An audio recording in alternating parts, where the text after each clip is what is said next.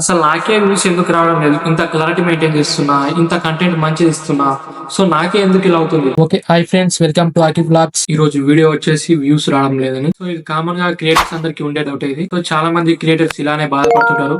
So అయితే ఈ video మీకోసమే చూసేయండి లాస్ట్ వరకు. ఓకే గైస్, ఇంకా మన ఛానల్ ఎవరైతే సబ్స్క్రైబ్ చేసుకోలేరో సో ఇప్పుడే సబ్స్క్రైబ్ చేసుకోండి, ఓకేనా? ఓకే గైస్, వీడియోలోకి వెళ్లే ముందు లాస్ట్ వరకు చూడండి, ఎక్కడ స్కిప్ చేయకండి. స్కిప్ చేస్తే మాత్రం మెయిన్ పాయింట్స్ అనేది మిస్ అయిపోతారు, మీరే లాస్ అయిపోతారు. సో వీడియోలోకి అయితే వెళ్ళిపోతారు. Friends, first of all audience retention confirm గా ఉండాలి మనకు. ఫ్రెండ్స్, అసలు ఆడియన్స్ రిటెన్షన్ అంటే కూడా చాలా మందికి తెలియదు.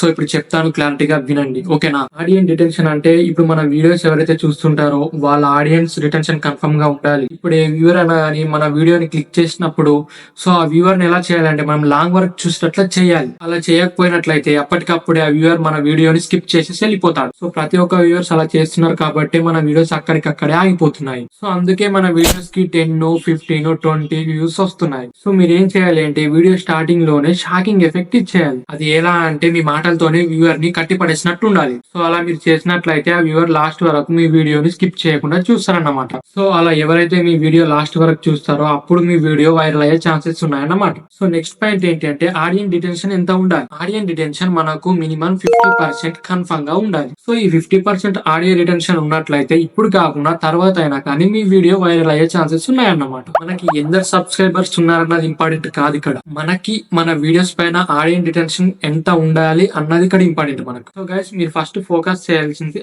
ఆడియన్స్ పైన. అంటే మంచి ఎడిటింగ్, మంచి కంటెంట్, మంచి క్లారిటీ.